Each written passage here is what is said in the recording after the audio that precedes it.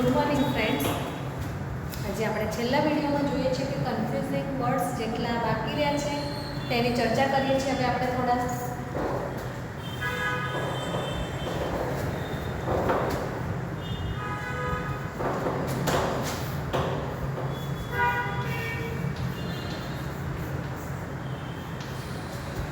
WANT bond અને બીજું છે WONT બોન્ડ. આપણે કંઈક જોઈતું હોય ને ત્યારે આપણે WANT બોન્ડ વાળું બોલે છે, જેમ કે I want to drink water, I want to read a book. બરાબર? તો વોન્ટ એટલે જોઈતું.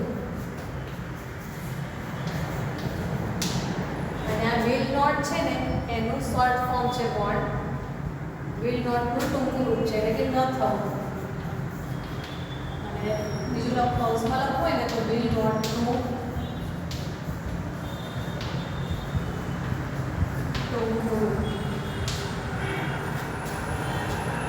ત્યાર પછી છે વેર, WARE વેર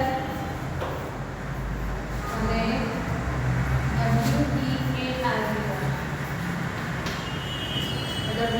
WARE વેર એટલે વેચાણ માટેનો માલ. વેચાણ માટેનો માલ. અને આ વિયર એટલે આપણે કપડાં કે કોઈ પણ વસ્તુ પહેરીએ છીએ તેને વિયર કહેવાય. તો વિયર એટલે પહેરવું.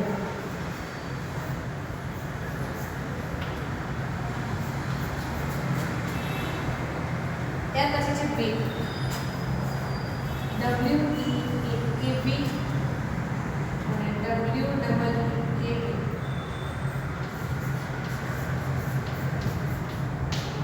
આ વીક એટલે કોઈ માણસની તંદુરસ્તી ખરાબ છે, તે કંઈ કરી શકે નહીં, તો વીક એટલે નબળો. અને જો તમારા સ્પેલિંગમાં ડબલ ઈ આપેલા હોય, વીક એટલે અઠવાડિયું. આપણું જે અઠવાડિયું છે સોમથી શરૂ કરીને એ અઠવાડિયાને વીક કહેવામાં આવે છે. અઠવાડિયું, વીક એટલે અઠવાડિયું. અને ત્રીજું છે વીક, WICK વીક. થાય છે વાટ અથવા દિવેટ.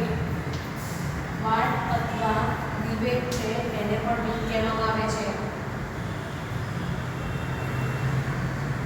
ત્યાર પછી છે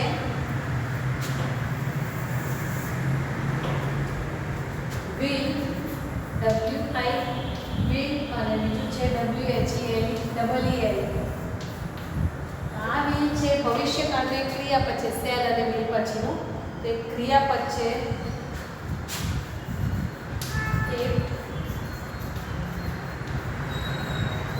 અને બીજું કહેવાય કે વિલ એટલે વસિયતનામું પણ કહેવાય.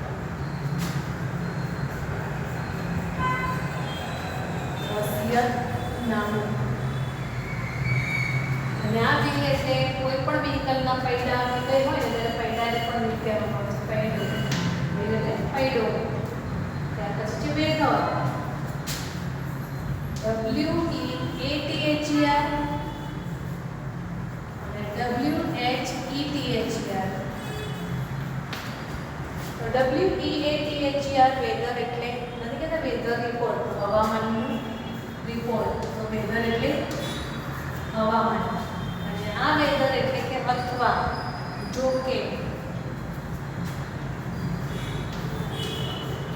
અને આ વેધરનો સ્પેલિંગ તમને યાદ હોય તો બીજો ક્યાં વાપરી શકીએ છીએ? આપણે ઇનડાયરેક્ટ સ્પીચમાં ઇફના બદલે પણ વાપરી શકીએ છીએ.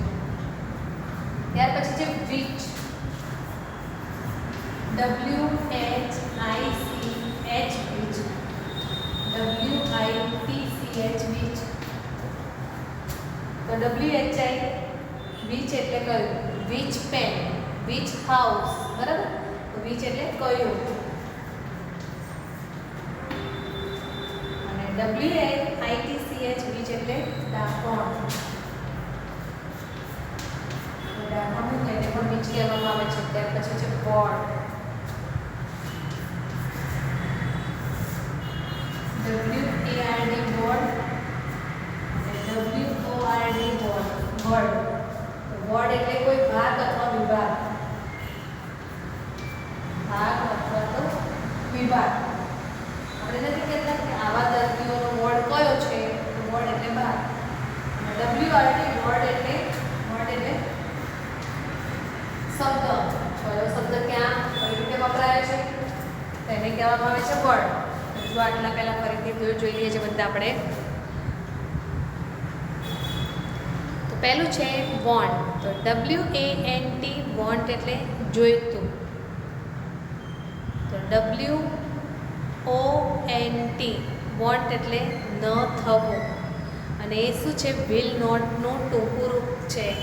જ્યારે ક્વેશ્ચન ટેગ હોય છે ત્યારે આપણે કોઈ દિવસ વિલ નોટ નથી મૂકી શકતા, પણ એનું શોર્ટ ફોર્મ જ મૂકવામાં આવે છે વોન્ટ. જેમ કે he will not like it, બરાબર? તો હી વિલ લાઇક ઇટ, તો એનું ક્વેશ્ચન ટેગ નકાર થશે વોન્ટ હી. તો જ્યારે તમે મૂકો છો ત્યારે નકાર માટે વિલ નોટનું ટૂંકું રૂપ શું થઈ જાય છે? વોન્ટ થઈ જાય છે. એવી રીતે સેલ નોટનું શાંત થાય છે SHANT. ત્યાર પછી છે વેર. તો WARE વેર એટલે વેચાણ માટેનો માલ. તો WEAR વેર એટલે પહેરવું. ત્યાર પછી છે વીક. તો WEAK વીક એટલે નબળો. તો WEEK વીક એટલે અઠવાડિયું. અને ત્રીજું વીક છે WICK વીક એટલે વાટ અથવા તો ડિબેટ. ફરી એકવાર જુઓ તમે, વીક 3 છે પણ ત્રણેના અર્થ કેવા છે? તો પહેલું વીક એટલે નબળો. WEAK વીક એટલે નબળો. તો WEEK વીક એટલે અઠવાડિયું. અને WICK વીક એટલે વાટ અથવા ડિબેટ. નેક્સ્ટ બાજુમાં વિલ છે. તો WILL વિલ એક ભવિષ્યકાળનું ક્રિયાપદ છે અને સાથે સાથે WILL વિલનું ગુજરાતી વસિયતનામું પણ થાય છે. WHEEL વિલ એટલે પૈડું. કોઈ પણ વ્હીકલ કે કોઈ પણ જગ્યાએ પૈડું હોય ને તો એને પણ વિલ કહેવામાં આવે છે. નેક્સ્ટ છે વેધર. તો WEATHER વેધર એટલે હવામાન. તો WHETHER વેધર એટલે જોકે. અને WHETHER વેધર આપણને ઇનડાયરેક્ટ સ્પીચમાં પણ જોવા મળે છે, જ્યાં આપણે સરળતા ખાતર ઇફ વાપરીએ છીએ, IF. પરંતુ જો આપણે ઇફના બદલે કોઈ બીજો શબ્દ પસંદ કરવાનો હોય તો WHETHER આપણે વાપરીએ છીએ. નેક્સ્ટ છે વિચ. તો WHICH વિચ એટલે કયું? તો WITCH વિચ એટલે ડાકણ. નેક્સ્ટ છે વર્ડ. WARD વર્ડ એટલે ભાગ. તો WORD વર્ડ એટલે શબ્દ. આપણે ફરી એકવાર જોઈએ છે આ બધા શબ્દો. તો પહેલેથી વોન્ટ. WANT વોન્ટ એટલે કંઈક આપણે જોઈતું, ગમતું કે નથી કહેતા આઈ વોન્ટ ધીસ, ત્યારે આપણે આ શબ્દ વાપરી શકીએ છીએ. અને WONT વોન્ટ એટલે ન થવું, એટલે કે વિલ નોટનું ભૂતકાળનું રૂપ છે. નેક્સ્ટ છે વિયર. તો WARE વિયર એટલે વેચાણ માટેનો માલ. તો WEAR વિયર એટલે પહેરવું. અને એના પછી છે WEAK વીક એટલે નબળો. તો વીક એટલે નબળો પણ થાય છે. અને WEEK વીક હોય તો વીક એટલે અઠવાડિયું. અને WICK વીક હોય તો એનો અર્થ થાય છે વાટ અથવા તો ડિબેટ. નેક્સ્ટ છે વિલ. WILL વિલ એક ક્રિયાપદ છે અને ભવિષ્યકાળનું ક્રિયાપદ છે. સાથે સાથે WILL વિલનું બીજું અર્થ થાય છે વસિયતનામું પણ થાય છે. ત્યાર પછી છે વિલ. WHEEL વિલ એટલે પૈડું. નેક્સ્ટ છે WEATHER વેધર એટલે હવામાન. તો WHETHER વેધર એટલે જોકે પણ થાય છે. નેક્સ્ટ છે વિચ. તો WHICH વિચ એટલે કયું? તો WITCH વિચ એટલે ડાકણ. નેક્સ્ટ છે વર્ડ. WARD વર્ડ એટલે ભાગ. તો WORD વર્ડ એટલે એક શબ્દ છે. સેન્ટેન્સમાં આવેલો કોઈ પણ શબ્દ હોય તેના માટે આપણે વર્ડ વાપરી શકીએ છીએ, બરાબર. પહેલાં તો એવું કહેવાય કે એક લેટર છે, લેટરથી વર્ડ બને છે અને વર્ડથી સેન્ટેન્સ બને છે અને સેન્ટેન્સથી પેરેગ્રાફ બનતા હોય છે. આપણને એ પહેલાં તો ખબર હોવી જોઈએ કયા શબ્દ અથવા કયા અક્ષરને કયો લેટર કહેવાય, કોને વર્ડ કહેવાય, કોને સેન્ટેન્સ કહેવાય. જેમ ગુજરાતીમાં આપણે કહીએ છીએ ને અક્ષર, શબ્દ, વાક્ય, ફકરો, એવી જ રીતે WRD વર્ડ છે એમાં W છે એને લેટર કહેવાય, O પણ લેટર છે, પણ આખો શબ્દ છે WORD એને શું કહેવામાં આવે છે? વર્ડ કહેવામાં આવે છે. હવે આપણે બીજા શબ્દો જોઈશું આવા.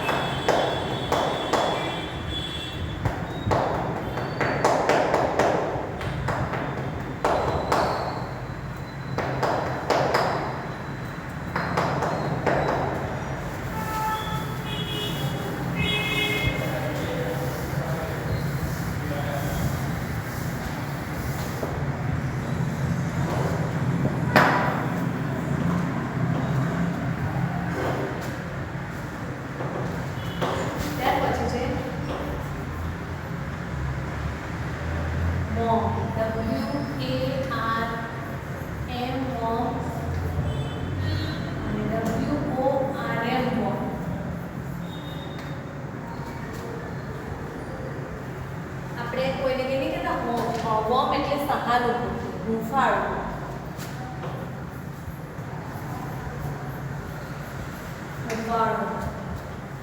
અને આ વોમ એટલે અર્થવોમ એટલે અળસિયું, કીડો. બરાબર?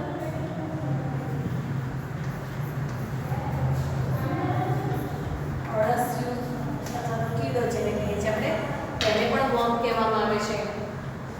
ત્યાર પછી છે ભૂળ, WOOD.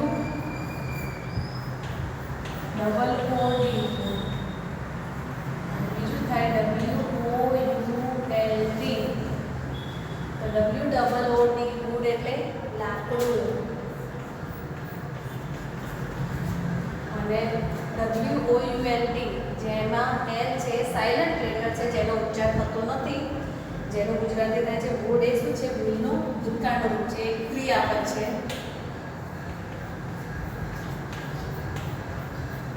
કેવું ક્રિયાપદ છે? મોડલ ઓક્ઝિલરીઝનું. ત્યાર પછી છે રાઇટ, WRITE રાઇટ.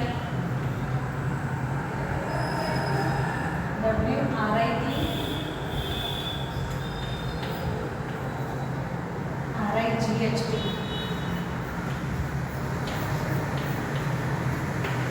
જો હવે પહેલું છે WRITE, એ શું છે? ક્રિયાપદ છે. ટુ રાઇટ એટલે લખવું. અને આ રાઇટમાં WRITE છે ન્યાયાલયનું કંઈક ટોકન હોય ને, ન્યાયાલયનું.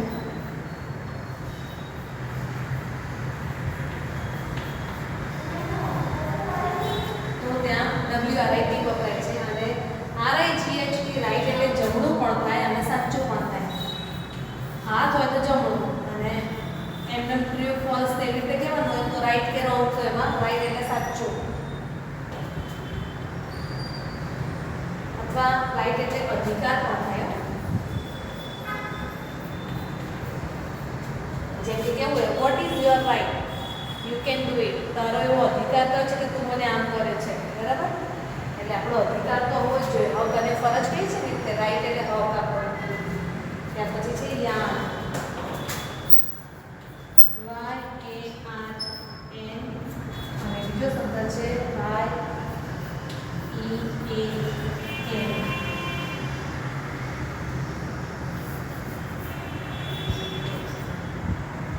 તો YARN યાન એટલે સૂત્ર, તો YEARN એટલે તરસ મેળવવા માટે, તરસ અથવા તો ઉગ્ર આકાંક્ષા, ઉગ્ર આકાંક્ષા. જો આપણે એકવાર બધા એટલા ફરીથી જોઈ લઈએ છે.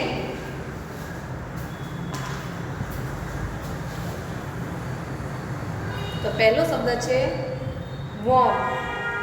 WARM, વોર્મ એટલે હૂંફાળો. તો WORM, વોર્મ એટલે અળસિયું, કીડો. જેમ કે અર્થવોર્મ શબ્દ કદાચ તમે સાંભળેલો હશે. તો કીડો પણ થાય છે અને વોર્મ એટલે અળસિયું પણ થાય છે, પણ WORM સ્પેલિંગ હોવો જોઈએ. ત્યાર પછી છે વુડ. તો WOOD, વુડ એટલે લાકડું. અને WOULD, વુડ એક શું છે, ક્રિયાપદ પણ છે. નેક્સ્ટ છે WRITE, રાઇટ એટલે લખવું. તો WRIT, રાઇટ એટલે ન્યાયાલયનો કોઈ હુકમ છે. અને RIGHT, રાઇટ એટલે જમણું થાય. આપણા બે હાથની વાત છે તો રાઇટ લેફ્ટ એવી રીતે બોલતા હોય તો રાઇટ એટલે જમણો હાથ, બરાબર, જમણો. અથવા તો આપણે બે સેન્ટેન્સ હોય ને કહીએ છીએ ને કે ટ્રુ કે ફોલ્સ છે, કે રાઇટ છે કે રોંગ છે. રાઇટ એટલે સાચું પણ થશે. અને બીજું છે રાઇટ એટલે અધિકાર પણ થશે. બધાનો સ્પેલિંગ RIGHT જ છે. ત્યાર પછી છે યાન. તો YARN, યાન એટલે સૂતર. તો YEARN, યાન એટલે તરસવું અથવા તો ઉગ્ર આકાંક્ષા. કંઈ મેળવવા માટે આપણે બહુ જ વધારે પડતી મહેનત કરી રહ્યા છીએ, આમ ઝંખી રહ્યા છીએ કે ક્યારે મને આ વસ્તુ પ્રાપ્ય થશે. તો એના માટેનો સ્પેલિંગ છે YEARN છે, બરાબર. તો YARN એટલે સૂતર અને YEARN એટલે ઉગ્ર આકાંક્ષા. હવે ત્યાર પછી આપણે પાછા બીજા શબ્દો જોઈએ છીએ. અહીંયા Z સુધીના પૂરા થયા છે, પણ આગળથી પણ આપણે કેટલાક હજુ બાકી છે, તો એમાંના જોતા જઈએ છીએ શબ્દો.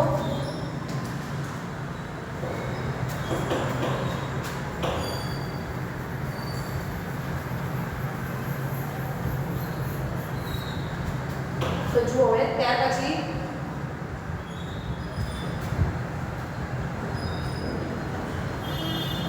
એક શબ્દ છે એક્યુટ. અને એના જેવું બીજું છે એ કાઢી નાખો, ક્યુટ. તો જુઓ એક્યુટ એટલે પણ આના જેમ છે તીવ્ર. અને નાનું બાળક કે કોઈ પણ છે જે બહુ વધારે સુંદર લાગતું હોય ને તો એને આપણે ક્યુટ કહીએ છીએ. નથી કહેતા ક્યુટ બેબી છે, કેટલો ક્યુટ લાગે છે. ક્યુટ એટલે દેખાવડો. ક્યુટ એટલે દેખાવડો. ત્યાર પછી છે એડપ્ટ, ADAPT અને ADEPT.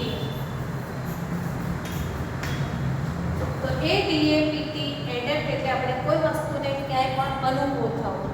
તો અનુકૂળ કરવું અથવા અનુકૂળ થવું. અનુકૂળ કરવું અથવા તો અનુકૂળ થવું. અને એડપ્ટ એટલે અહીંયા નિષ્ણાત વ્યક્તિ.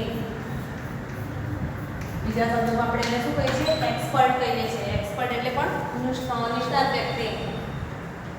અને એડોપ્ટ એટલે દત્તક લેવું. દત્તક લેવું. તો એને આપણે શું કહીશું, એડોપ્ટ કરવું. ત્યાર પછી છે એબ્રોડ. EBROAD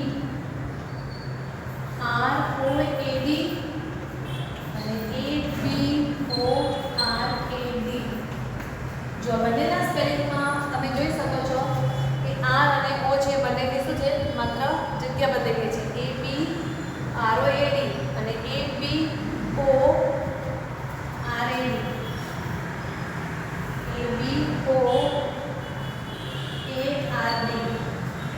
તમે જોઈ શકો છો આમાં રોડ સીધું દેખાય છે, અહીંયા ઊંધું ROA બધું આડા થઈ ગયું છે સ્પેલિંગમાં.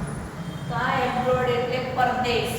કોઈ આપણા ઇન્ડિયામાંથી બહાર કોઈ પણ દેશમાં ગયેલું હોય, પછી એ સ્વિટ્ઝરલેન્ડ હોય, જર્મની હોય, બરાબર, ઓસ્ટ્રેલિયા, અમેરિકા, એને એબ્રોડ જ કહેવાય છે, એટલે કે પરદેશમાં છે. અને એબોર્ડ એટલે વહાણની ઉપર. વહાણ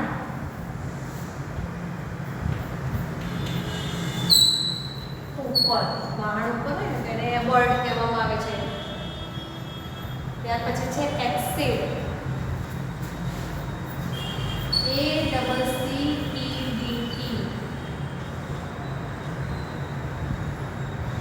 અને બીજું છે EXCEED. એક્સીડ એટલે સંમત થવું, સંમત થવું છે. ત્યારે એક્સીડ એટલે વધવું, કોઈ વસ્તુમાં વધારો થવો એટલે વધવું, એને પણ એક્સીડ કહેવામાં આવે છે. હવે એક્સીડ છે એના જેવું છે એસન્ટ એટલે સંમત થવાનો અર્થ પણ છે. એક એસન્ટ શબ્દ છે એ પણ આના જેવો છે.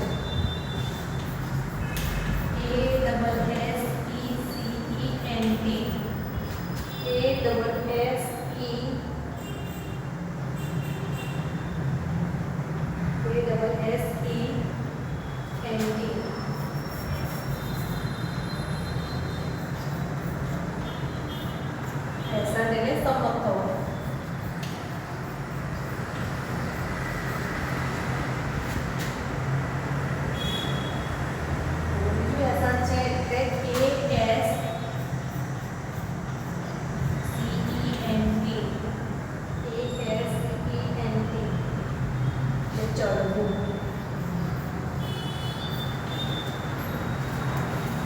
એકવાર ફરીથી આપણે બધા જોઈ લઈએ છીએ.